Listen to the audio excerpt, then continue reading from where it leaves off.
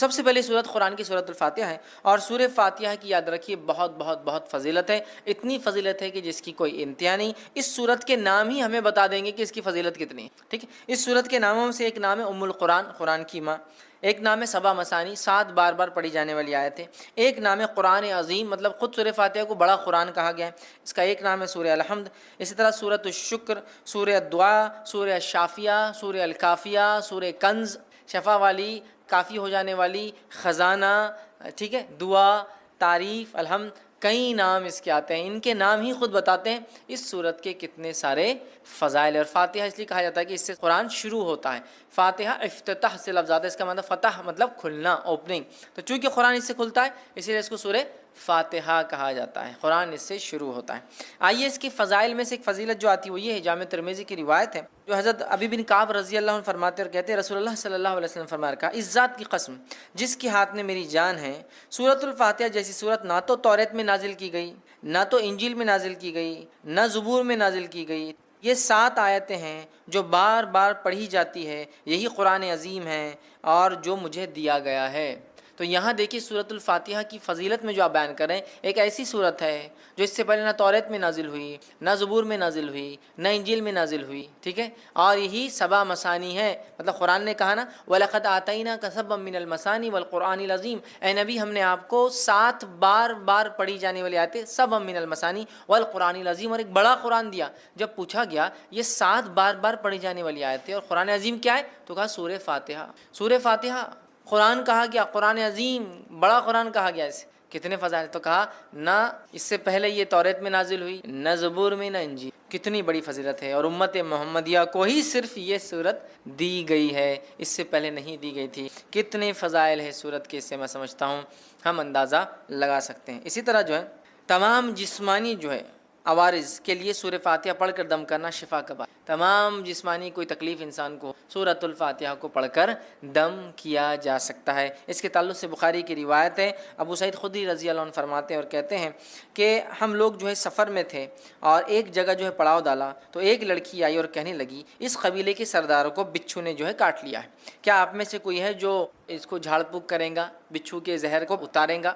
پڑھنے سے، رقیہ کرنے سے، کسی چیز کو دم کرنے سے بچھو کا زہر کیسے اترتا ہے؟ کوئی آدمی سوچ سکتا نا، اور حدیث میں آتا ہے کہ بچھو کا زہر سورہ فاتحہ سے اتارا گیا، ٹھیک ہے، بہرحال میں حدیث رکھتا ہوں پھر اس کی تفصیلات سمجھاتا ہوں۔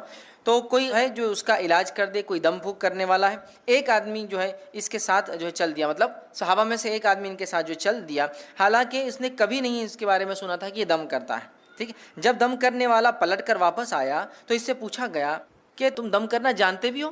دم سمجھتے ہم پڑھ کر ایسا پھونکنا کہ تھوڑا تھوک اڑے، دم، تو کیا تم جانتے بھی ہو دم کیا ہوتا ہے؟ تم نے کر کے آیا یا یوں ہی کہہ دیا کہ مجھے دم آتا ہے ویسے چلے گئے اٹھ کر؟ ٹھیک ہے، اس نے کہا نہیں، میں نے تو بس سورہ فاتحہ پڑھی اور پھونک مار دی، ٹھیک، سورہ فاتحہ پڑھی اور پھونک مار دی اور اس کو شفا ہو گئی۔ اب آپ کوئی سوچ سکتا آدمی کہ بچھو نے کاٹا، زہر ہے، اور آپ پھونکنے کی بات کر رہے ہیں، ٹھیک، تو آج جدید سائنس اس طرف بڑھ چکی ہے کہ لیکوڈز کے اندر خود کی سمجھنے کی صلاحیتیں ہوتی ہیں۔ معلوم آپ کو پانی کے تعلق سے ایک اسٹڈی آئی ہے کہ پانی پہ جب کچھ کلمات پڑھے جاتے ہیں تو پانی اپنے مالیکولز کو ریسٹرکچر کرتا ہے، معلوم آپ کو، مطلب اس کو جب کچھ پڑھا جاتا ہے، جیسا ایک آدمی بسم اللہ کہہ کر پڑھے گا تو پانی اپنے آپ کو ریسٹرکچر کرے گا، معلوم آپ کو، وہ آپ کے انسٹرکشنز کو سمجھ سکتا ہے۔ اب یہ الگ بات ہے کہ ابھی یہ اب ایک سائنٹیفک، ابھی اس کے لیے فیکٹس ایک لمبا وقت ہے، بٹ ابھی ہم کو پتہ چل رہا ہے جو سائنس آج کی بتا سکتی ہے، لکوڈز جو ہوتے ہیں ان میں اپنی انڈرسٹینڈنگ ہوتی ہے اور وہ ریسٹرکچر کر سکتے، ریڈیزائن کر سکتے اپنے آپ کو، سامنے والا کیا پڑھ رہا ہے۔ اگر اسی بات کو ہم ذہن میں رکھیں، جو آج ایک ابتدا ہے اس فیلڈ کی، ہو سکتا ہے آگے بہت ساری باتیں ہمارے سامنے آئے، یہ ابتدا ہے، تو ہمیں پتہ چلتا ہے زہر بھی قسم کا لکوڈ ہے جو اندر جا رہا ہے، جب اللہ کے کلام پڑھ کے انسٹرکشنز مل رہے ہیں تو وہ ایکٹ کرتا ہے، اس پہ ریئیکٹ کرتا ہے، ریسٹرکچر کر سکتا ہے اپنے آپ کو، جو زہر ہے وہ شفا میں بھی تبدیل ہو سکتا ہے، واللہ عالم۔ یہ تو ابھی ابتدا ہے، آگے آگے دیکھیے جو ہے سائنس دنیا کیا کیا ثابت کرتی ہے جو اسلام نے پہلے ہی بتا دیا ہے نا۔ آج بہت ساری تھراپی جس میں صرف پھونکا جاتا ہے اور سہلایا جاتا ہے، دیکھا آپ نے، مساج، خالی پھونکتے ہیں اور ایسا ایسا یوں ہوتا ہے، ملتے ہیں، صرف مساج نہیں، یوں ملیں گے، سر پہ ہاتھ پھیریں گے، باڈی پہ ہاتھ پھیریں گے اور بولتے ہیں اس سے علاج ہوتا ہے۔ مطلب جرمنی میں ایک سائنٹسٹ ہے، وہ پاگلوں کا یا لوگوں کا علاج کرتا ہے جن کو مرگی وغیرہ کی بیماری، ایپیلیپسی وغیرہ ہوتی ہے، اور وہ ان کو، حالانکہ نان مسلم ہے، کرسچن ہے، تجوید کے ساتھ قرآن پڑھاتا ہے اور اس کی تجزیے کے مطابق، اس کے ایکسپیریمنٹس کے مطابق وہ کہتا ہے اللہ لفظ کو جو تجوید کے ساتھ پراپرلی برابر ادا کیا جائے، ایسا آدمی پاگل نہیں ہوتا، وہ مسلمان نہیں ہے، لیکن اس کی تھیراپی کہتی ہے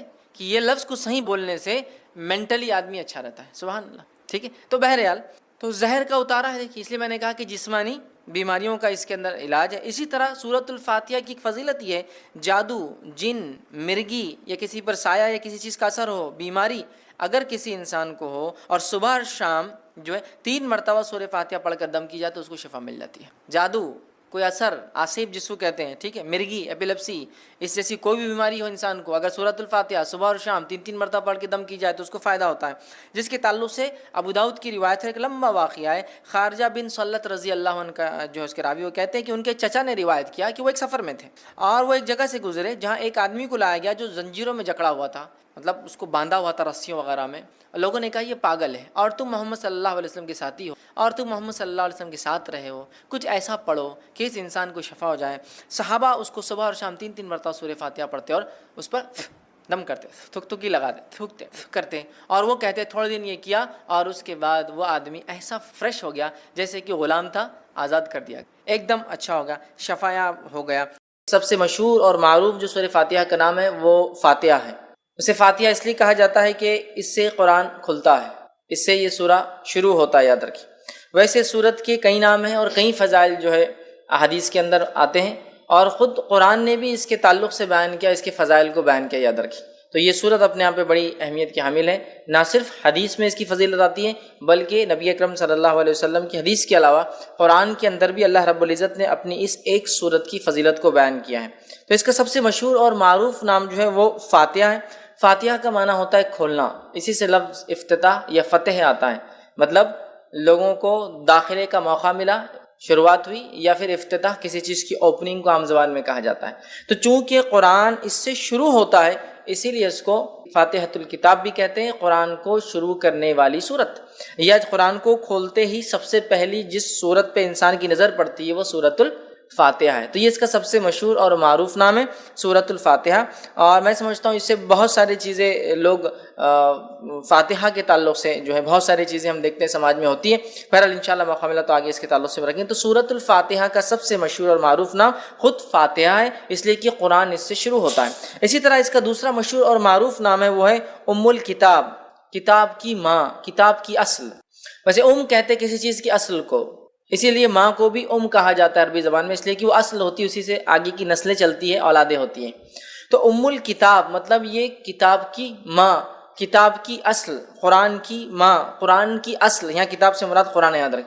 تو اسے قرآن کا اصل کہا گیا، قرآن کی ماں کہا گیا. مطلب اس سورت کی اہمیت کتنی زیادہ ہے کہ گویا یہ ایک جڑ جیسا کام کرتی ہے، جیسا کہ ایک جڑ ہوتی ہے اسی سے جھاڑ آتا ہے، ٹھیک ہے. تو اس طرح سے یہ ام الکتاب مطلب یہ کتاب کی جڑ کہا جا رہا ہے اس سورت کو. اسی طرح سورۃ الفاتحہ کا ایک مشہور اور معروف نام ہے ام القرآن، قرآن کی ماں، قرآن کی جڑ. مطلب اندازہ لگائیے یہ سورت کتنی زیادہ اہمیت کی حامل ہے کہ اس کو قرآن کی جڑ کہا گیا، قرآن کی ماں کہا گیا. اس سے میں سمجھتا ہوں اس کی ہمیں پتہ چلتی ہے. اور نبی اکرم صلی اللہ علیہ وسلم نے جو جامع ترمذی کی روایت ہے اس میں فرمایا، کہا کہ یہی ام الکتاب ہے سورۃ الفاتحہ، یہی ام القرآن ہے سورۃ الفاتحہ، اور یہ قرآن عظیم ہے سورۃ الفاتحہ. تو اس حدیث کے اندر 3 نام آ رہے، ایک ام الکتاب اور ایک ام القرآن. کتاب کی ماں، کتاب کی جڑ، اور کتاب بھی یاد رکھیے قرآن کا ایک نام ہے. دوسرا کہا جا رہا ہے حدیث کے اندر کہ ام القرآن، قرآن کی ماں. مطلب قرآن ہم سمجھتے ہیں اس کی اہمیت کیا، تو قرآن کی اصل کہا جا رہا ہے سورہ فاتحہ، مطلب قرآن کی جڑ کہا جا رہا ہے، قرآن کی اصل کہا جا رہا ہے سورۃ الفاتحہ کو. اور میں سمجھتا ہوں یہی اس کی فضیلت، اس کی اہمیت جاننے کے لیے کافی ہے کہ اس کو قرآن کی اصل کہا جا رہا ہے. اسی طرح چوتھا اس کا مشہور و معروف نام ہے وہ ہے قرآن عظیم. قرآن عظیم یاد رکھیے، قرآن عظیم مطلب بڑا قرآن. تو سورۃ الفاتحہ جو کہ ایک سورت ہے قرآن کی اور مختصر سی سورت ہے، 7 آیتوں پر مبنی ہے، اسے قرآن عظیم کہا جا رہا ہے.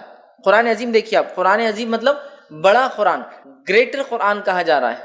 تو میں سمجھتا ہوں اس میں ایک نام تو ہے سورہ فاتحہ کا اور ساتھ میں اس کی اہمیت بھی پتہ چل رہی.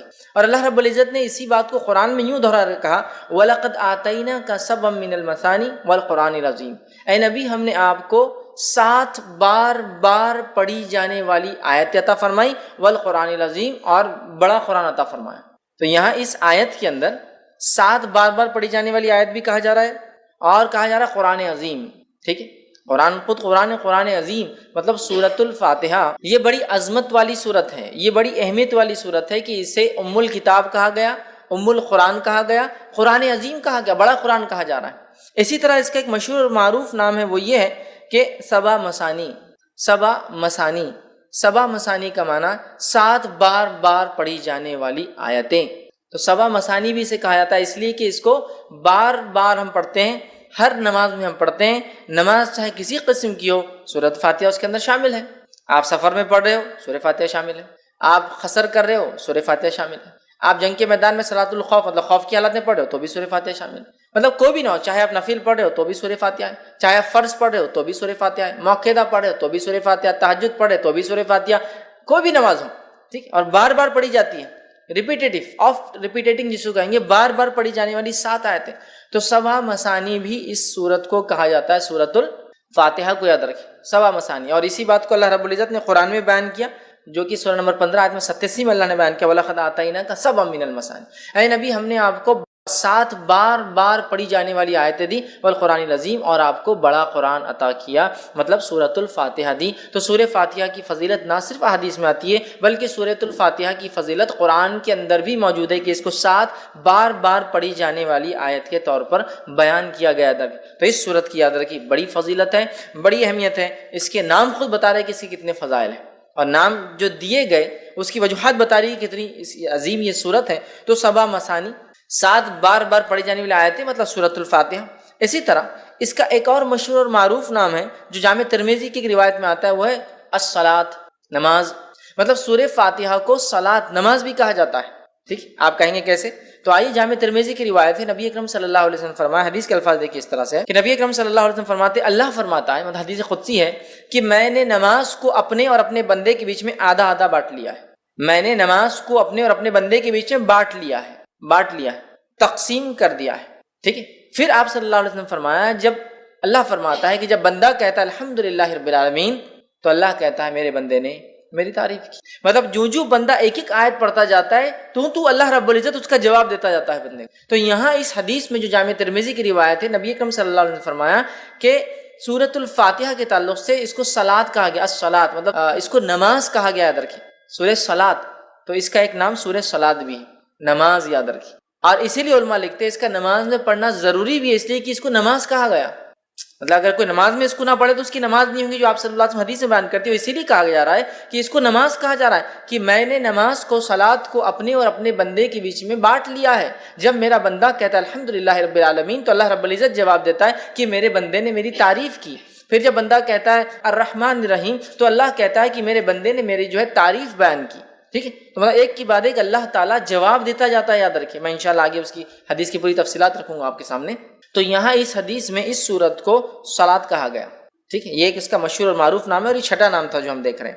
اسی طرح اس سورت کو سورہ الشفا بھی کہا جاتا ہے، اس لیے کہ اس کو بیماری کے علاج کے لیے یا اسی طرح جادو کے علاج کے اندر اس کو پڑھ کر دم کیا جاتا ہے۔ تو سورہ الشفا مطلب جس سے شفا حاصل کی جا سکتی ہے، یا اس کا ایک اور نام جو کہ ایک 8واں مشہور معروف ہے، سورۃ الرقیہ، اسے رقیہ بھی کہا جاتا ہے۔ کیوں رقیہ کہا جاتا ہے؟ اس کے پیچھے ایک طویل واقعہ ہے، اس کا بس مختصر رکھتا ہوں۔ واقعہ یوں ہے کہ صحابہ فرماتے ہیں کہ ایک مرتبہ صحابہ کی ایک جماعت جو کہ 30 لوگوں کے قریب صحابہ تھے، وہ ایک گاؤں، ایک بستی میں گئے۔ اس بستی میں جانے کے بعد ہوا یہ کہ انہوں نے کھانے پینے کے لیے کچھ مانگا، بستی والوں نے انکار کر دیا چونکہ مسلمان تھے۔ نتیجتاً یہ ہوا کہ ان لوگوں کو بستی سے باہر رکنا پڑا۔ رات کے وقت لونڈی ایک بھاگتے ہوئے آئی اور کہا ہمارے جو آقا ہے، گروپ کا جو سردار ہے، جو لیڈر ہے، اس کو ایک بچھو نے کاٹ لیا یا سانپ نے کاٹ لیا، کسی موذی چیز نے، زہریلے جانور نے کاٹ لیا، کیا آپ میں سے کوئی ہے جو جھاڑ پھونک کرے؟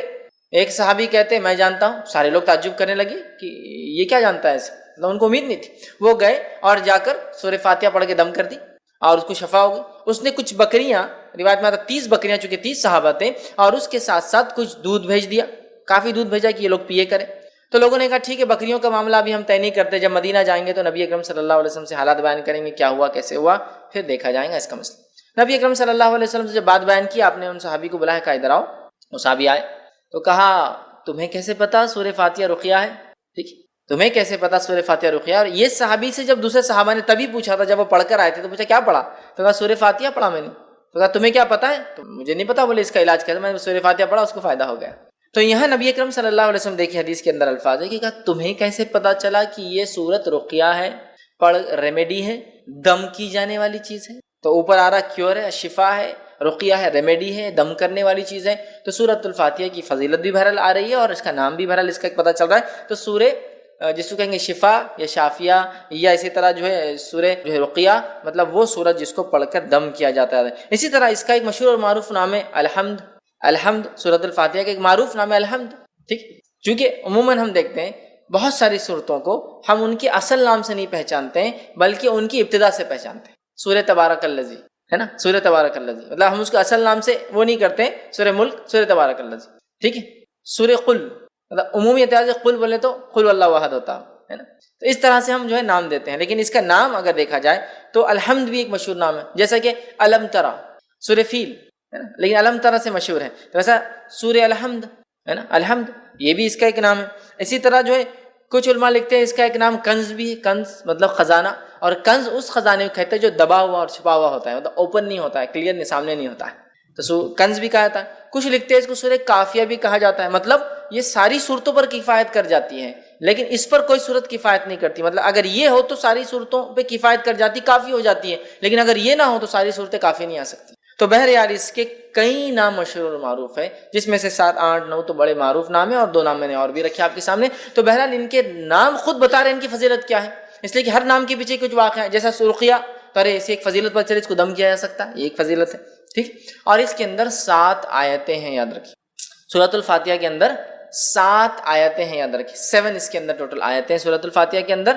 ٹھیک ہے، اور بسم اللہ سے یہ سورت جو ہے شروع ہوتی ہے، یاد رکھیے. ٹھیک ہے، اب اس میں اختلاف ہے کہ بسم اللہ کسی سورت کا حصہ ہوتا ہے یا نہیں ہوتا، یاد رکھیے. ٹھیک ہے، یہ بسم اللہ کسی سورت کا حصہ ہوتا ہے یا نہیں ہوتا ہے، اس میں اختلاف ہے. سوا اس کے کہ جو ایک بار جو ہے جو سلیمان علیہ السلام کا واقعہ آتا ہے، جس میں سلیمان علیہ الصلوۃ والسلام نے جب خط لکھا تو تب لکھا انہ من سلیمان انہ بسم اللہ الرحمن الرحیم، کہ سلیمان کی طرف سے، اور سلیمان علیہ السلام نے شروع کیا خط اللہ کے نام سے جو بڑا مہربان نہایت رحم کرنے والا ہے. اس کو چھوڑ کر یہ تو آیت کا حصہ ہے، اس کو چھوڑ کر یاد رکھیے بسم اللہ کے تعلق سے اختلاف ہے کہ آیت ہے یا نہیں ہے. اور بسم اللہ یہ ایک واحد ایسی آیت ہے یا ایسا حصہ ہے قرآن کا جس کو نہ ماننے پر کوئی انسان کافر نہیں ہوتا. سورہ کی ابتدا میں، بیچ میں نہیں. جب بیچ میں آ جائیں گا تو پھر تو ماننا لازم ہوا، جو ایک ہی جگہ آتا ہے.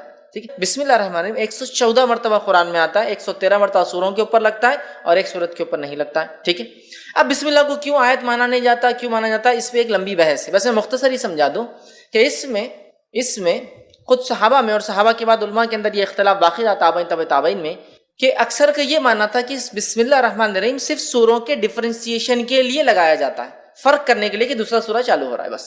اس وجہ سے اس میں اختلاف ہے کہ آیت ہے یا فرق کرنے کے لیے لگایا جاتا ہے.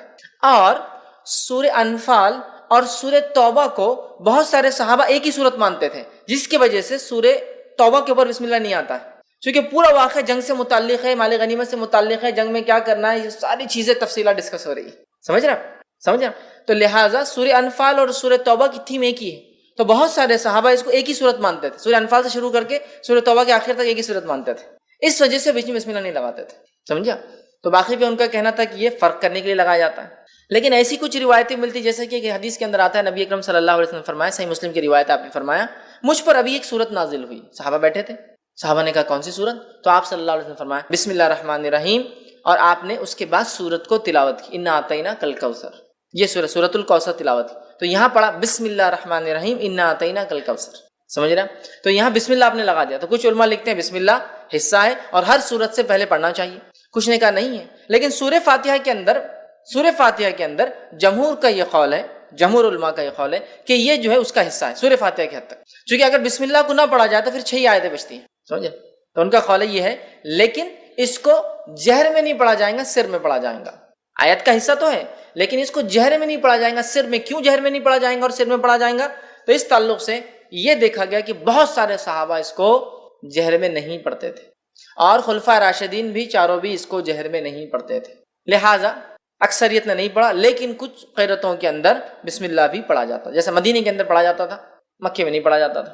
بہرحال اس کے بعد بہت سارے علاقوں میں پڑھا گیا، بہت سارے میں نہیں، اور آج بھی ہم دیکھتے ہیں بہت ساری جگہ آپ دیکھیں گے جب بسم اللہ کو پڑھیں گا خالی تو بسم اللہ الرحمن الرحیم الحمدللہ سے کریں گا، لیکن بہت ساری جگہ نہیں. بہرحال تو اس میں بھی اختلاف ہے کہ جہر میں پڑھا جائے نہ پڑھا جائے، لیکن بات ثابت ہے کہ خاموشی میں بھی اس کو پڑھا جا سکتا ہے۔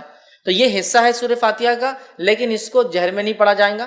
بسم اللہ الرحمن الرحیم امام دل میں پڑھیں گا، الحمدللہ رب العالمین، اس کے بعد سے اس کو جہر میں پڑھیں گا جہاں جہری نماز ہے، اور سرجہ نماز ہے تو وہاں تو سوال ہی نہیں آتا، ٹھیک ہے۔ تو اس کے اندر 7 آیتیں ہیں، اور اس کی دلیل سورہ نمبر 15 آیت نمبر 87، جس میں اللہ رب العزت نے فرمایا وَلَقَدْ آتَيْنَاكَ سَبْعًا مِنَ الْمَثَانِي وَالْقُرْآنِ الْعَظِيمِ، اے نبی ہم نے آپ کو 7 بار پڑھی جانے والی آیتیں اور بڑا قرآن عطا فرمایا، اور اس سے مراد سورۃ الفاتحہ، چونکہ بہت ساری حدیثیں اس پہ دلیل ہے کہ سبع من المثانی وہی ہے جو سورہ فاتحہ ہے۔ آگے انشاءاللہ میں اس بات کو رکھوں گا، ٹھیک۔ تو اس میں ٹوٹل 7 آیتیں سورۃ الفاتحہ کے اندر، ٹھیک ہے، اور اس کو بار بار پڑھا جاتا ہے، 7 بار پڑھی جانے والی آیتیں، اور ہم جانتے ہیں کہ کوئی نماز اس کے بغیر مکمل نہیں ہوتی ہے، چاہے انسان کسی بھی قسم کی نماز پڑھا ہو، سفر میں ہو یا شہر میں ہو، اپنے علاقے میں ہو، چاہے وہ نماز فرض ہو، سنت ہو، نفل ہو، یا کسی بھی قسم کی نماز ہو، ساری نمازوں کے اندر سورۃ الفاتحہ پڑھی جاتی ہے، یاد رکھیے اس چیز کو، ٹھیک ہے۔ تو اس کے اندر 7 آیتیں ہیں۔ اسی طرح اس کی فضیلت میں جو بات آتی ہے وہ یہ ہے کہ مسند احمد کی روایت ہے، نبی اکرم صلی اللہ علیہ وسلم کے تعلق سے ایک واقعہ یوں آتا ہے کہ ایک صحابی فرماتے، ابو سعید معلّہ رضی اللہ عنہ فرماتے ہیں کہ میں نماز پڑھ رہا تھا، رسول اللہ صلی اللہ علیہ وسلم نے مجھے کہا کہ میرے پاس آؤ، لیکن میں نماز میں تھا، میں نے نماز کو مکمل کیا، نماز مکمل کر کے نبی اکرم صلی اللہ علیہ وسلم خدمت میں حاضر ہوا، آپ کو سلام کیا، تب نبی اکرم صلی اللہ علیہ وسلم پوچھا جب میں نے تمہیں پہلے آواز دی تھی تم نے جواب کیوں نہیں دیا؟ تو انہوں نے کہا اللہ کے رسول صلی اللہ علیہ وسلم میں نماز کی حالت میں تھا، نماز پڑھ رہا تھا۔ تو کہا کیا تم نے اللہ کا یہ احکام نہیں سنا کہ جب رسول اللہ صلی اللہ علیہ وسلم تمہیں اس چیز کی طرف بلائے جو تمہیں زندگی دیتی ہے، ٹھیک ہے، تو تم اس آواز کو جو ہے جواب دو، واپس آؤ۔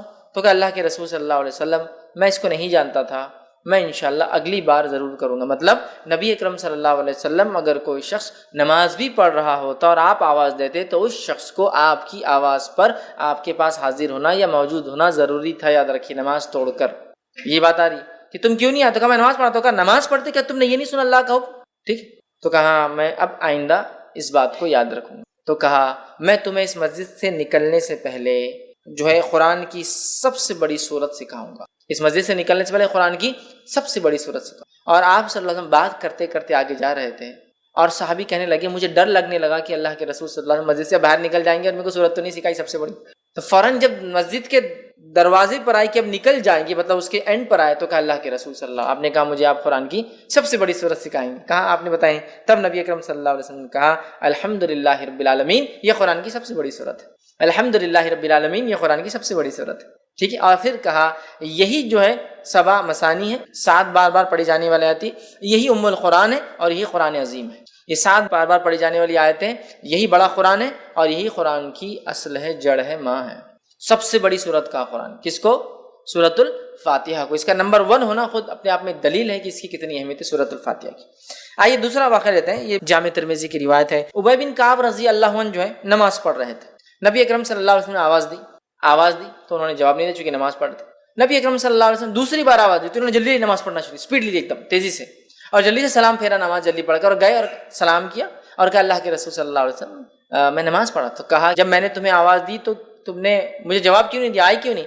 تو کہا اللہ کے رسول صلی اللہ علیہ وسلم میں نماز میں تھا۔ تو کہا تم نے کیا اللہ کا یہ احکام نہیں سنا کہ جب اللہ کے رسول تمہیں اس چیز کی طرف بلائے جو تمہیں زندگی دیتی ہے، یہ آیت نہیں سنی؟ تو کہا سنی۔ تو کہا انشاءاللہ میں آئندہ یاد رکھوں گا اور آپ کی آواز آتے ہی میں آ جاؤں گا، ٹھیک۔ پھر اس کے بعد نبی اکرم صلی اللہ علیہ وسلم نے ان سے کہا کہ میں تمہیں ایک ایسی سورت سکھاؤں گا آج مسجد سے نکلنے سے پہلے، جو سورت اس سے پہلے نہ توریت میں نازل ہوئی، نہ زبور میں نازل ہوئی، نہ انجیل میں نازل ہوئی، نہ فرقان میں نازل ہوئی، 4 کتابوں کا نام لیا، نہ فرقان میں نازل ہوئی۔ تو یہ بڑے خوش ہو گئے، کہا بالکل سکھائیے۔ نبی اکرم صلی اللہ علیہ وسلم ان سے ہاتھ ملائے ہوئے تھے، ہاتھ میں ہاتھ تھا، اور نبی اکرم صلی اللہ علیہ وسلم ان کے ساتھ ساتھ چل رہے تھے، ہاتھ میں ہاتھ تھا اور دونوں چل رہے تھے۔ اور آپ صلی اللہ علیہ وسلم فرمایا تھا مسجد سے نکلنے سے پہلے تم کو میں جو ہے ایک ایسی سورت سکھاؤں گا جو نہ توریت میں نازل ہوئی، نہ زبور میں، نہ انجیل میں، نہ فرقان میں۔ ابی بن کعب رضی اللہ عنہ فرمانے لگے کہ مجھے اب ڈر تھا کہ اللہ کے رسول صلی اللہ علیہ وسلم مسجد سے باہر نکل جائیں گے اور مجھے بھی سکھائی نہیں وہ سورت۔ تو میں نے کہا اللہ کے رسول ہم مسجد سے بس باہر نکل رہے ہیں، اس سورت آپ نے نہیں سکھائی۔ تب نبی اکرم صلی اللہ علیہ وسلم نے ان کو فرما کہا قسم ہے اس ذات کہ جس کے ہاتھ میں میری جان ہے وہ سورۃ الفاتحہ الحمدللہ رب العالمین۔ سورۃ الفاتحہ یہ وہ سورت ہے قرآن کی جو اس سے پہلے نہ توریت میں نازل ہوئی، نہ زبور میں نازل ہوئی، نہ انجیل میں نازل ہوئی، اور نہ ہی فرقان میں آپ نے کہا، قرآن میں مطلب اب ہو گئی ہے، اس سے پہلے کبھی نازل نہیں ہوئی تھی۔ ایک روایت میں اس طرح کے الفاظ آتے ہیں کہ ایک آواز نبی اکرم صلی اللہ علیہ وسلم نے ایک مرتبہ سنی، جبرائیل علیہ السلام سے پوچھا یہ آواز کیسی تھی؟ تو کہا آج جنت کا ایک ایسا دروازہ کھولا گیا، آج آسمان کا ایک ایسا دروازہ کھولا گیا جو اس سے پہلے کبھی نہیں کھولا گیا تھا، اور فرشتے سورۃ الفاتحہ لے کر آئے، مطلب اسپیشل آئے، اسپیشل فرشتے آئے، اسپیشل ہوئی ساری چیزیں، سمجھے، جو دروازہ اس سے پہلے کبھی نہیں کھلا۔ تو سورۃ الفاتحہ ایک ایسی سورت ہے جو اس سے پہلے کسی امت کو نہیں دی گئی، یہ اس کی فضیلت ہے، کسی امت کو نہیں دی گئی، یہ سب سے بڑی سورت ہے قرآن کی، کسی امت کو، کسی قوم کو، کسی نبی کو، کسی کو یہ سورت نہیں دی گئی، سورۃ الفاتحہ، ٹھیک۔ اسی طرح اس کے فضائل کے اندر ایک فضیلت یہ آتی ہے کہ نبی اکرم صلی اللہ علیہ وسلم نے 3 مرتبہ، صحیح مسلم کی روایت، 3 مرتبہ کہا، اور فرمایا 3 مرتبہ کہا، الفاظ یہ تھے آپ نے کہ جس نے نماز پڑھی اور سورہ فاتحہ نہیں پڑھی اس کی نماز مکمل نہیں، 3 مرتبہ دہرایا، جس نے نماز پڑھی اور اس میں سورہ فاتحہ نہ پڑھی اس کی نماز مکمل نہیں، 3 مرتبہ آپ نے دہرایا۔ ابو ہریرہ رضی اللہ عنہ جو اس حدیث کو روایت کر رہے تھے، لوگوں نے کہا کہ ابو ہریرہ امام کے ساتھ بھی؟ تو کہا امام کے ساتھ بھی، جب امام کے ساتھ ہو تو اپنے جی میں پڑھ لیا کرو، مطلب جب امام ہو خیرت کر رہا ہو تب، تو کہا اپنے جی میں پڑھ لیا کرو، دل میں پڑھ لیا کرو پھر، لیکن تب بھی پڑھنا ہے تم کو، ٹھیک ہے۔ اس کے بعد جو ہے ابو ہریرہ رضی اللہ عنہ فرمایا اس صورت کو اتنی اہمیت اس لیے دی جا رہی ہے کہ میں نے اللہ کے رسول صلی اللہ علیہ وسلم کہتے ہوئے سنا کہ اللہ نے نماز کو اپنے اور اپنے بندے کے بیچ میں بانٹ لیا ہے، کہ میں نے نماز کو، اللہ فرما رہا ہے، اپنے اور اپنے بندے کے بیچ میں بانٹ لیا ہے۔ اور پھر الفاظ ہیں جب بندہ کہتا ہے الحمدللہ رب العالمین تو اللہ جواب دیتا ہے بندے نے میری جو ہے تعریف۔ پھر جب بندہ کہتا ہے الحمدللہ رب العالمین الرحمن الرحیم، کہ بڑا مہربان نہایت رحم والا، یہ الفاظ ادا کرتا ہے تو اللہ تعالیٰ جواب دیتا ہے میرے بندے نے میری حمد بیان کی، ٹھیک۔ اس کے بعد جب بندہ کہتا ہے مالک یوم الدین تو اللہ کہتا ہے میرے بندے نے میری حمد بیان کی، ٹھیک ہے۔ اس کے بعد جب بندہ کہتا ہے ایاک نعبد و ایاک نستعین تو اللہ کہتا ہے یہ میرے اور میرے بندے کے بیچ میں ہے، جو میرا بندہ مانگے گا میں اس کو وہ دوں گا، یہ میرے اور میرے بندے کے بیچ میں ہے، یہ میرے اور میرے بندے کے بیچ میں ہے۔ اسی لیے علماء لکھتے ہیں کہ سورۃ الفاتحہ کو 3 حصوں میں تقسیم کیا جا سکتا ہے۔ پہلا اللہ کی حمد و ثنا تعریف، بسم اللہ الرحمن الرحیم الحمدللہ رب العالمین الرحمن الرحیم مالک یوم الدین، تعریف، ٹھیک۔ اس کے بعد یہ آیت ایاک نعبد و ایاک نستعین، تو پہلی 4 آیتیں اللہ کی تعریف، 5ویں آیتیں اللہ اور بندے کے بیچ میں آدھا ہے، حدیث کے الفاظ بھی یہ میرے بندے اور میرے بیچ میں ہے، اور میرے بندے نے جو مانگا میں اسے دوں گا، بیچ میں، تو علماء لکھتے ہیں بیچ میں، مطلب اس میں دونوں باتیں، اے اللہ ہم تیری ہی عبادت کرتے ہیں اور تجھی سے مدد طلب کرتے ہیں، تو آدھی آیت اللہ کے لیے آدھی بندے کے لیے ہوئی، اپنا تیری عبادت کرتے ہیں تجھی سے مدد طلب کرتے ہیں، ٹھیک۔ اہدنا الصراط المستقیم صراط الذین انعمت علیہم غیر المغضوب علیہم ولا الضالین، یہ پورا بندہ دعا کر رہا ہے۔ تو پہلی 4 آیتیں اللہ کی تعریف، 5ویں آیتیں بندے اور اللہ کے بیچ میں، اور باقی کی 2 آیتیں بندے نے اپنی دعا کی، 3 حصوں میں تقسیم کرتے ہیں، اللہ کی حمد و ثنا، اللہ اور بندے کے بیچ، اور بندے نے اپنی دعا کی، ٹھیک۔ تو یہاں اللہ کہتا ہے یہ میرے اور میرے بندے کے بیچ میں ہے، میرے بندے کو وہ دوں گا جو اس نے خواہش کی ہے، جو اس نے مانگا ہے۔ پھر جب بندہ کہتا ہے اہدنا الصراط المستقیم صراط الذین انعمت علیہم غیر المغضوب علیہم ولا الضالین، تو اللہ کہتا ہے یہ میرے اور میرے بندے کے بیچ میں ہے، میرے بندے کو میں وہ دوں گا جو اس نے مجھ سے مانگا ہے۔ مطلب جو دعا ہم نے کی اے اللہ ہم تجھی سے مدد طلب کرتے ہیں، اہدنا الصراط المستقیم ہمیں سیدھا راستہ دکھا، صراط الذین انعمت علیہم ان لوگوں کا راستہ دکھا جس پہ تیرا انعام ہوا، غیر المغضوب ان لوگوں کے راستے پہ مت چلا جن پر تیرا غضب ہوا، ولا الضالین اور ان کے راستے پہ نہ چلا جو اپنی راہ سے بھٹک گئے۔ آمین ہم کہتے ہیں، تو بندہ اللہ کہتا ہے میرے بندے نے جو مانگا میں اسے دوں گا، ٹھیک ہے۔ تو اسی لیے اس کا پڑھنا ابو ہریرہ رضی اللہ عنہ فرماتے ضروری نماز میں، کیوں کہ نماز کہا گیا کہ اللہ نے نماز کو اپنے اور اپنے بندے کے بیچ میں آدھا آدھا بانٹ لیا ہے، یاد رکھیں، ٹھیک ہے۔ اسی طرح دیکھتے ہیں ہم کہ سورۃ الفاتحہ کی ایک فضیلت جو ہم دیکھ چکے ہیں، صحیح مسلم کی روایت ہے کہ یہ رقیہ ہے، اس کو دم کیا جا سکتا ہے نا، اس میں شفا ہے، جیسا کہ جادو ہو جائے، ٹھیک ہے، تو اس کو پڑھا جا سکتا ہے، ٹھیک ہے، تو اس کے علاج ہے، مطلب ایک قسم کا، یا زہریلا جانور کاٹ لے تب اس کو دم کیا جا سکتا ہے، یاد رکھیے، تو یہ بھی اس کی فضیلت ہے۔ ویسے اس سورت کی کئی فضیلتیں احادیث کے اندر آتی ہے، اور اس کے فضائل پر، اس کی اہمیت پر، اس کے معنی اور مفہوم کو ایکسپلین کرنے میں لوگوں نے جلدیں لکھ دی، یاد رکھیں جلدیں لکھ دی، جیسا کہ مشہور اور معروف جو مولانا ابوالکلام آزاد کی ایک مشہور کتاب ہے سورۃ الفاتحہ کی، انہوں نے تفسیر کی، میں سمجھتا ہوں 200-250 پیجز کی صرف ان 7 آیتوں کی تفسیر ہونا اس کے اندر، تو بہت بہرحال اس کی تفسیر، اس کی فضائل، اس کے فوائد، اور اس صورت کے کیا فائدے ہوتے ہیں، اس کی کیا اہمیت ہے، اس کے ہر حرف معنی کی کیا اہمیت ہے، اس لیے کہ اس کو قرآن کی جڑ کہا جا رہا ہے، اصل کہا جا رہا ہے، ماں کہا جا رہا ہے، تو ظاہر سی بات ہے کہ معمولی جو ہے صورت نہیں ہے، یہ معمولی چیز، قرآن عظیم کہا جا رہا ہے، معمولی بات نہیں، 7 بار بار پڑھی جانے والی آیتیں معمولی نہیں، نماز میں پڑھنا ضروری معمولی نہیں ہے، یاد رکھیے، ٹھیک ہے. بہرحال یہ چند فضائل تھے جو میں نے آپ کے سامنے رکھے. آئیے اب چند باتیں اس کے معنی کے تعلق سے 7 آیتوں کو ہم مختصر دیکھتے ہیں. اللہ تعالیٰ فرماتا ہے بسم اللہ الرحمن الرحیم، اللہ کے نام سے جو بڑا مہربان نہایت رحم کرنے والا ہے. میں سمجھتا ہوں بسم اللہ الرحمن الرحیم کیا ہے، اس کے کیا فضائل ہے، اس کے کیا فوائد ہیں، اس کے کیا ثمرات ہیں، اس سے کیا کیا ہو سکتا ہے. میں سمجھتا ہوں آپ سب جانتے ہیں. اگر کسی انسان کو کچھ نہ سمجھتا ہو، کچھ نہ آتا ہو اور کسی کام کی شروعات کرتا ہو تو بس بسم اللہ الرحمن الرحیم پڑھ لے. نبی اکرم صلی اللہ علیہ وسلم حدیث سے فرماتے جب کھاؤ تو بسم اللہ پڑھو، ہے نا. جب کسی چیز کو کھولو تو بسم اللہ پڑھو، جب کسی چیز کو ڈالو، پانی اگر مشکی سے ڈالے تو بسم اللہ پڑھو، چیزوں پر ڈھاکو تو بسم اللہ پڑھو، دروازے کھولو تو بسم اللہ پڑھو، دروازے بند کرو تب بسم اللہ پڑھو، ہے نا. کتنا ہے، قرآن پڑھ رہے ہیں اس سے پہلے ہم کو بسم اللہ پڑھنا ہے، کسی کام کی شروعات کرے اس سے پہلے ہم کو بسم اللہ پڑھنا ہے. مطلب بسم اللہ ایک طرح سے ایک ماسٹر دعا ہے، ایک ماسٹر کی جیسا ہوتا ہے نا، تو ایک ماسٹر دعا ہے کہ ہمیں کچھ نہیں آتا تو یہ کر سکتے کم از کم بسم اللہ، اللہ کے نام سے بڑا مہربان نہایت رحمان. اور یہ بڑی اہم چیز ہے، اگر یہ شامل نہ ہو تو ہمارا کھانا اس میں بھی شیطان شامل، ہمارا پینا اس میں بھی شیطان شامل، ہمارا رہنا اس میں بھی شیطان شامل. یاد رکھیے، اور اللہ کا ذکر نہ ہو تو ہر عمل میں شیطان داخل ہو جاتا ہے. یاد رکھیے، سمجھ رہا، ہر عمل میں یاد رکھیے. تو بسم اللہ کو ایک معمول بنا لے اللہ کے نام سے، ہے نا.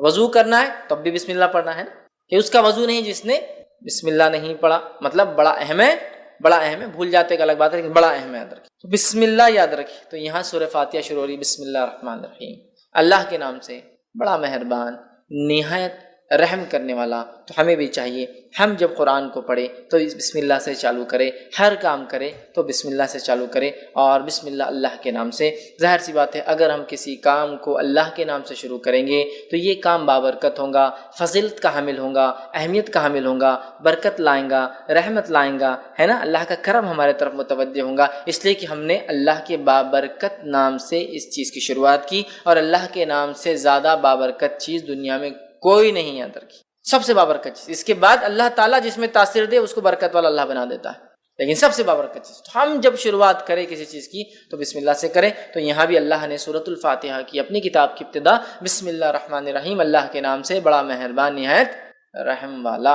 ٹھیک ہے، یہ اس کا معنی ہے. الحمدللہ رب العالمین. آیت نمبر 2، تمام تعریفیں اس اللہ کے لیے جو سارے عالم کا رب ہے. تمام تعریفیں اس اللہ کے لیے سارے عالم کا رب ہے. اب قرآن کی ابتدا اور سٹارٹ دیکھیے کتنی بیوٹیفلی ہو رہی ہے، کتنی خوبصورتی کے ساتھ ہے. پہلے شروعات کرنے کا طریقہ سکھا دیا گیا، کتاب شروع ہوتی ہے بسم اللہ الرحمن الرحیم، ہر کام سے پہلے کرو. دوسرا، الحمدللہ رب العالمین، تمام تعریفیں اس اللہ کے لیے ہے جو سارے عالم کا رب ہے. تعریف حمد کرنے یا حمد کسی کی جائے تو وہ صرف اللہ کی ذات ہے، یہ بتا دیا گیا. اور اللہ رب العزت کون ہے، انٹروڈکشن بھی آ جا رہا ہے دوسری آیت کے اندر، الحمدللہ رب العالمین، تمام تعریفیں اس اللہ کے لیے ہے جو سارے عالم کا رب ہے. مطلب اللہ تعالیٰ کوئی لوکل، علاقائی، ٹرائبل یا ریجنل گاڈ نہیں ہے. جس رب کی ہم تعریف کر رہے ہیں وہ رب سارے عالم کا رب ہے، جس کی ہم تعریف کر رہے ہیں. سارے عالم، سارے عالم، عالم جو کچھ وجود میں ہے سب عالم ہے، جو کچھ وجود میں سب عالم میں. تو تمام تعریفیں اس اللہ کے لیے جو سارے عالم کا، تمام چیزیں جو وجود میں لائی ہے اس نے، ان سب کا رب. سمجھ رہا، الحمدللہ، تمام تعریف. اور الحمدللہ کا معنی شکر کے اس میں نہیں لینا چاہیے. حالانکہ حمد میں شکر شامل ہے لیکن شکر میں حمد شامل نہیں ہے. کیوں کہہ رہا ہوں میں؟ جنرلی اردو اسپیکنگ میں کیا ہوتا ہے ہمارے پاس، الحمدللہ کا معنی کیا لیتے ہیں ہم لوگ، اللہ کا شکر ہے. اب پرابلم کیا ہوتی ہے، حمد میں شکر شامل ہے لیکن شکر میں حمد شامل نہیں ہے. سمجھ رہے آپ؟ جیسا کہ اگر میں کہہ رہا ہوں شکریہ بھائی صاحب آپ نے میرا کام کیا، لیکن ضروری نہیں میں اس کی تعریف کروں، میں پسند بھی نہیں کرتا ہوں اس کو، نہیں شکریہ ادا کرتا ہوں. حمد میں شکر شامل ہے، شکر میں ہم شامل نہیں ہے.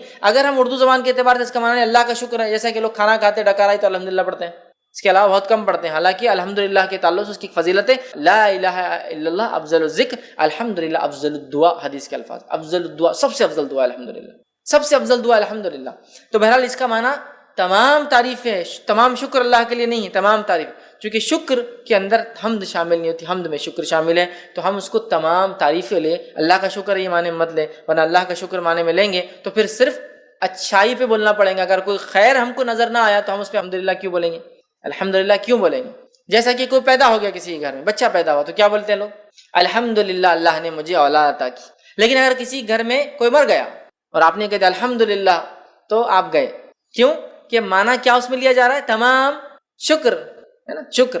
تو یار یہ موت پہ تم بول رہے، جب کہ الحمدللہ تمام تعریف ہے. تو کوئی پیدا ہو بھی تو تعریف اللہ کی، کوئی بیمار ہو بھی تو تعریف اللہ کی، کوئی مر جائے بھی تو تعریف اللہ کی. دنیا میں خیر بھی آئے تعریف اللہ کی, شر بھی ہمارے اوپر آئے جو کہ آزمائش ہے تعریف اللہ کی. تعریف اللہ کی یاد رکھیے چاہے حالات سے ہم جو بھی گزرے. تو الحمدللہ رب العالمین, تمام تعریف ہے اللہ کے لیے جو سارے عالم کا, عالم سے مراد ہر وہ چیز جو ایگزسٹنس میں, ہر وہ چیز جو وجود میں ہے, انسانوں کا عالم, جنوں کا عالم, فرشتوں کا عالم, کیڑے مکوڑوں کا عالم, مچھلیوں کا عالم, جانوروں کا عالم, چرند پرند کا عالم, تمام چیزیں جو کچھ ہے کائناتوں کا عالم. یاد رکھیے لا تعداد کائنات جو اللہ نے تمام عالموں کو آپ دیکھیں تو آپ تعجب کریں گے.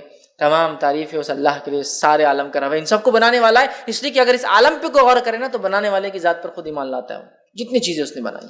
اور رب کہتے ہیں عربی زبان میں, رب کہتے اس ذات کو کہ جب جتنا ضرورت ہو اتنا دینے والا, اس کو کہتے ہیں رب. جب جتنا ضرورت ہو اتنا دینے والا, اس کو کہتے ہیں رب. بچہ ماں کی پیٹ میں ہے, جب جتنی ضرورت ہے اس کو وہاں دینے والا. ماں کی پیٹ سے نکل کے دنیا میں آ گیا, جب جتنی ضرورت ہے اس کو وہ چیز دینے والا. جو اس کی چیزیں ضرورت کی وہ چیزیں اس فراہم کر دے رہا ہے. سمجھ رہا؟ تو یہ ہوتا ہے رب, جو جب جتنا جیسے ضرورت ہو اتنا دینے والا. سمجھ رہے؟ نہ زیادہ نہ کم, جتنی آپ کو ضرورت ہے. تو الحمدللہ رب العالمین, تمام تعریف اس اللہ کے لیے ہے جو سارے عالم کا رب ہے. یاد رکھیے. اور عالم میں کیا کہوں, اگر ایک انسان رب کا انکار کرتا ہے, اگر عالم پہ بھی غور کرے تو رب پر ایمان لائے گا کہ نہیں بنانے والا ہے, اور اس نے ہر چیز کو اتنا دیا جتنی اس کو ضرورت تھی. یاد رکھیے یہ بڑی بات. تو قرآن کی ابتدا ایک یونیورسل میسج کے ساتھ ہو رہی ہے کہ یہ کتاب اس رب کی طرف سے آئی ہے جو سارے عالم کا رب ہے. یہ کوئی local God, regional God, tribal God کی بات نہیں ہو رہی. یہ ایک ایسے ڈیٹی کی, ایک ایسے پالن کرتا رچیتا کی بات ہو رہی ہے. یہ ایسے خالق کی بات ہو رہی, بنانے والے کی, جو سارے عالم کا بنانے والا ہے. سمجھ؟ تمام تعریفیں اس اللہ کے لیے جو سارے عالم کا رب ہے. اللہ سب کا رب ہے, یہ کوئی صرف مسلمانوں کا رب نہیں. یاد رکھیے یہ میسج سورہ فاتحہ شروع ہوتی ہے اللہ تعالیٰ نے کنوے کر دیا, اور سارے عالم کا کوئی علاقہ یا کوئی ایریا, کوئی ریس, کوئی قوم کا بھی نہیں. یاد رکھیے کہ یہ قوم کا ہے وہ قوم کا ہے, سارے عالم کا رب. یاد ہے جو کچھ وجود میں اللہ ان کا رب ہے. یاد ہے. ٹھیک ہے. الحمدللہ رب العالمین الرحمن الرحیم, بڑا مہربان نہایت رحم کرنے والا. یاد رکھیے. اب بڑا مہربان نہایت رحم کرنے والا, اس کا کیا معنی ہے؟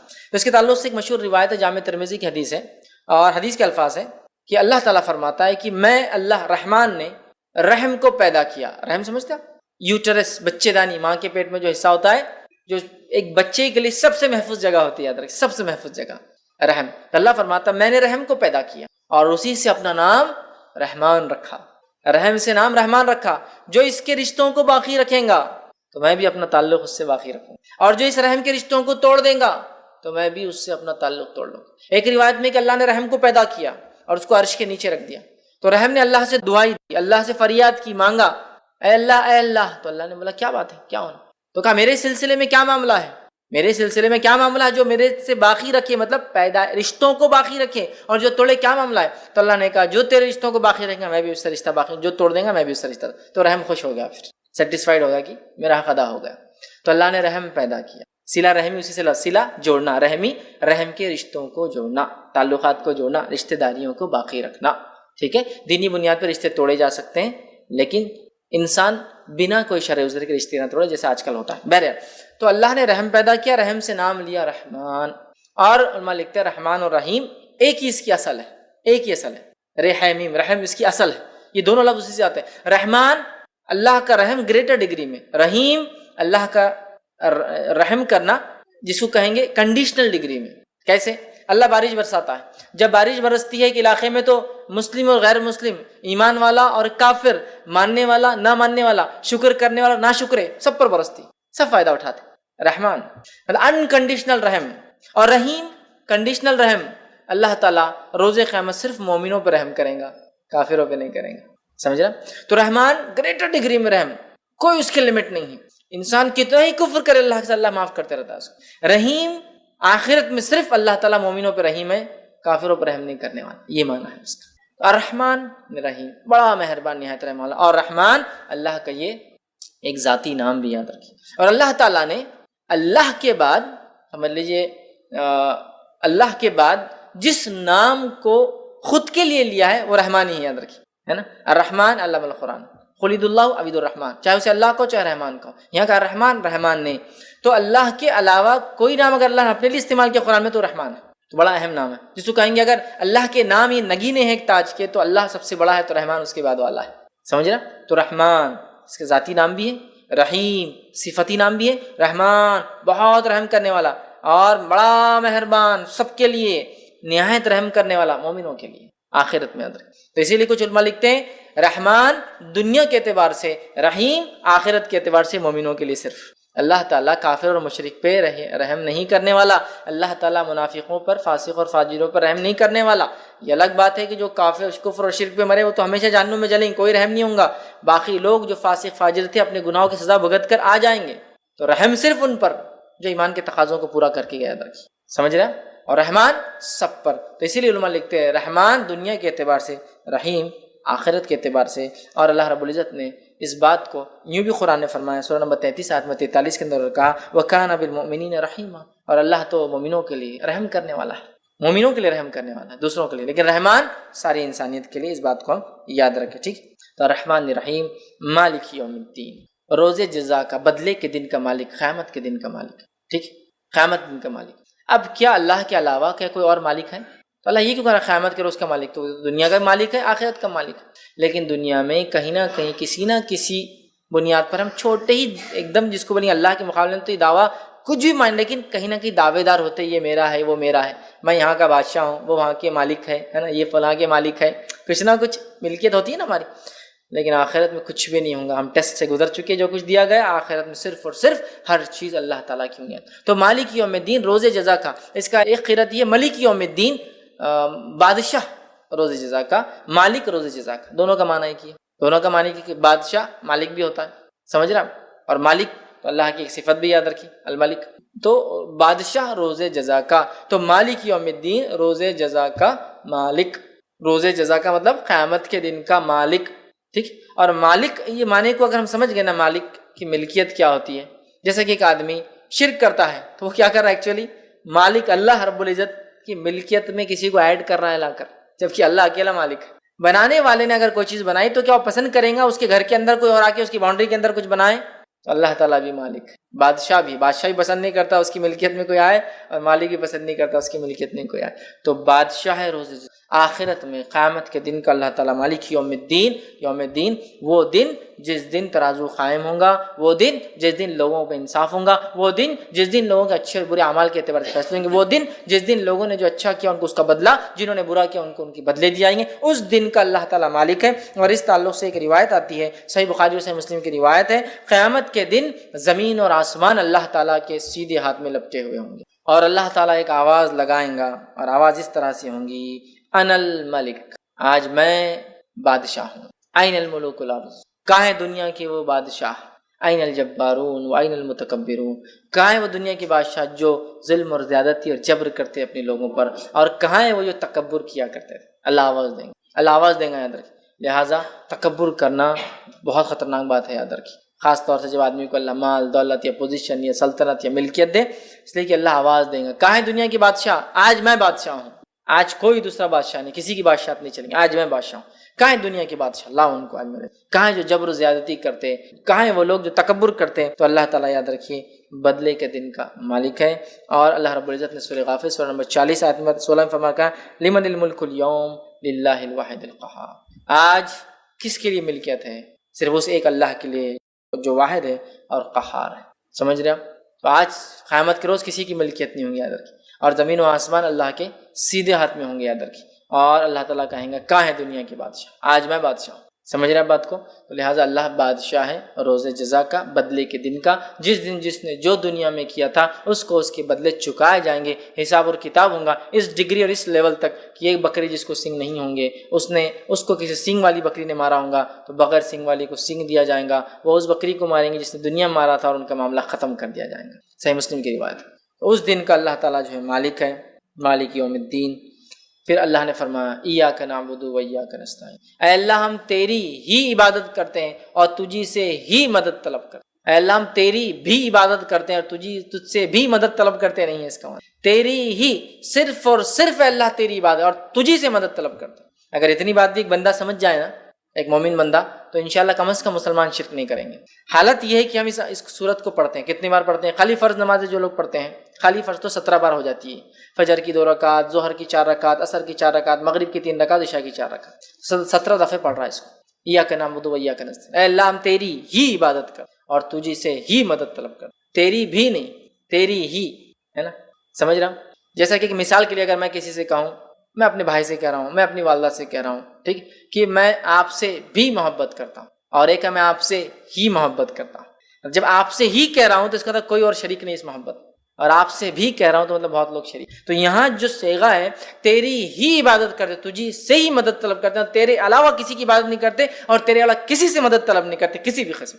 یہ معنی ہے، یاد رکھیے۔ اور اس آیت کو ہم دیکھیں تو پہلی 4 آیتیں اللہ کی تعریف حمد و ثنا تھی، یہ آیت 2 حصوں میں تقسیم ہو رہی ہے، یہ آیت 2 حصوں میں تقسیم ہو رہی ہے، آدھی بندے اللہ کے لیے، آدھی بندے کے لیے، اور بندہ اس کے بعد اپنی باتیں رکھ رہا ہے، تجھی سے مدد طلب کرتے، کیا طلب کرتے؟ آگے دعا بھی اللہ ہی سکھا رہا ہے۔ سبحان اللہ۔ سورۃ الفاتحہ ایک خوبصورت صرف اللہ کی حمد و ثنا اور دعا نہیں ہے، بلکہ یہ بہترین اپنے آپ میں ایک مکمل دعا ایک بندے کے لیے جو اس کو زندگی جینے کے لیے چاہیے، اور جو دعا اللہ نے اس میں سکھا، اگر اس دعا پہ ہم مکمل کھڑے اتر گئے تو دنیا کی اور آخرت کی کامیابی ہمارے لیے، یاد رکھیں انشاءاللہ۔ تیری ہی عبادت کرتے ہیں، تیرے ساتھ کسی کو ذرہ برابر بھی ہم شریک نہیں کرتے ہیں کسی بھی چیز میں، نہ تیری عبادت میں، نہ تیرے اسماء و صفات میں، اور نہ ہی تیری مطلب جس کو کہیں گے رب ہونے کے اندر، نہ تیرے نام اور جو ہے صفات کے اندر، اور نہ ہی تیری عبادت کے اندر، کسی بھی اس میں ذرہ برابر بھی کسی کو شریک نہیں کرتا، کیونکہ اللہ اس کو پسند نہیں کرتا، یاد رکھیں۔ سمجھ رہے بات؟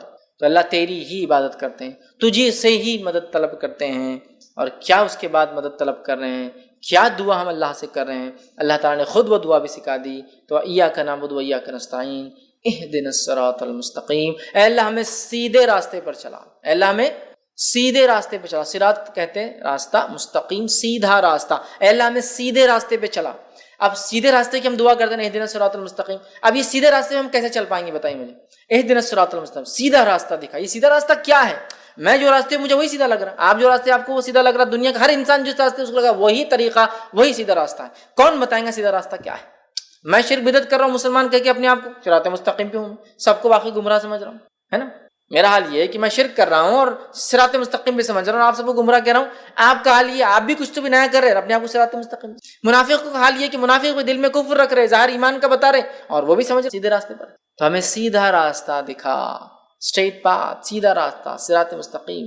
صراط مستقیم پہ ہم کیسے قائم رہیں گے؟ اس تعلق سے ایک جامع ترمذی کی بڑی بہترین جو ہے روایت ہے وہ میں آپ کے سامنے رکھتا ہوں کہ صراط مستقیم کیا ہے۔ جامع ترمذی کی روایت ہے، نبی اکرم صلی اللہ علیہ وسلم فرماتے ہیں اللہ تعالیٰ تمہارے لیے ایک مثال دیتا ہے، مطلب حدیث قدسی یہ بھی۔ پھر آپ نے فرمایا مثال ایک سیدھے راستے کی، صراط مستقیم کی مثال ایک سیدھے راستے کی ہے، سیدھا راستہ ہے، اور اس راستے کے دونوں جانب دیواریں کھڑی ہوئی، کیا ہے؟ والز، دیواریں، ان دیواروں کے اندر دروازے ہیں، ان دروازوں پر پردے لگے ہوئے ہیں، دیواروں میں دروازے ہیں، دروازوں پر پردے لگے ہوئے ہیں، اور ایک انسان، ایک آواز دینے والا سامنے، جو راستے کے سامنے ایک دروازہ ہے، مطلب راستہ جہاں جا رہا وہاں ایک دروازہ ہے، اس کے سامنے راستے پہ نیچے کھڑے کا آواز دیتا ہے لوگوں میری طرف آؤ، اے لوگوں میری طرف آؤ، اور دوسرا ایک کھڑا ہوا ہے جو آواز دینے والا، وہ اوپر کھڑا ہے، مطلب دروازے کے اندر ایک کھڑا ہے، ایک اوپر کھڑا ہے۔ جب کوئی انسان اس سیدھے راستے پہ چلتے چلتے وہ پردہ ہٹانے کی کوشش کرتا ہے، وہ جو دروازوں پہ پردے ہیں نا، ہٹانے کی کوشش کرتا ہے، تو اوپر والا آواز دیتا ہے اے بندے اس طرف مت جانا ورنہ تو اس سے گزر جائیں گا، اے شخص تجھ پہ ہلاکت ہو، اس پردے کو مت ہٹانا ورنہ تو اس سے گزر جائیں گا۔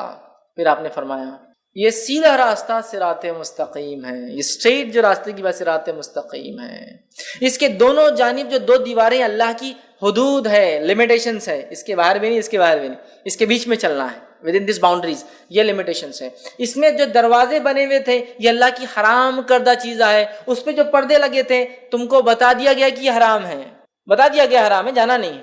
بیچ میں جو آواز دینے والا کہتا ہے لوگوں میری طرف آؤ، میری طرف آؤ، تم صراط مستقیم پہ رہو گے، وہ قرآن ہے۔ کہتا ہے لوگوں میری طرف آؤ، تم صراط مستقیم پہ، وہ قرآن ہے۔ اور اوپر جو آواز دینے والا ہے، جب وہ آدمی پردہ ہٹانے کی کوشش کرتا ہے، حرام چیز کی طرف جانے کی کوشش کرتا ہے، تو آپ نے فرمایا وہ جو اوپر والا آواز جو دیتا ہے ایک مومن کا سچا دل ہے جو سب سے پہلے حرام چیز پر اس کے خلاف گواہی دیتا ہے، ارے مت کرو غلط ہے۔ مومن کا سچا دل ہے جو سب سے پہلے خود بولتا ہے ارے مت کرو وہ غلط ہے۔ تو صراط مستقیم پہ ہم کیسے قائم رہیں گے؟ امت مسلمہ صراط مستقیم پہ کیسے قائم رہیں گی؟ قرآن کے ذریعے میرے بھائی۔ اب قرآن کو چھوڑ کے باقی سب طریقوں پہ انسان چلیں گا تو کیا صراط مستقیم پہ قائم رہیں گا؟ نہیں، اس لیے کہ صراط مستقیم ایک سیدھا راستہ ہے، لیکن اس راستے میں بہت سارے شارٹ کٹس بھی کھلتے ہیں، لیکن سارے شارٹ کٹ جہنم میں جاتے ہیں۔ ابن ماجہ کی روایت ہے، نبی اکرم صلی اللہ علیہ وسلم ایک صحابی کا انتقال ہوا، تشریف فرماتے خبر کھودی جا رہی تھی، آپ نے ایک ٹہنی جھاڑ کے ہاتھ میں لی اور وہ مٹی میں خبر کی ایک سیدھی لکیر ماری اور اس پہ دائیں بائیں جانب اور لکیریں ماری اور کہا یہ بیچ کا راستہ صراط مستقیم، یہ میرا راستہ ہے۔ یہ بیچ کا راستہ صراط مستقیم ہے، یہ میرا راستہ ہے، اور اس میں جو دائیں اور بائیں جانب لکیریں جا رہی ہے یہ صراط مستقیم پر شیطان بیٹھے ہوئے ہیں جو لوگوں کو گمراہی کی طرف بلاتے ہیں۔ تو صراط مستقیم پر شیطان بیٹھا ہوا ہوتا ہے۔ بہت سارے لوگ بولتے ہیں مسلمان اگر ایک ہے، قرآن ایک ہے، کتاب ایک ہے، کلمہ ایک ہے، نبی ایک ہے، سب چیز ایک ہے، تو پھر ان میں اختلاف کیوں؟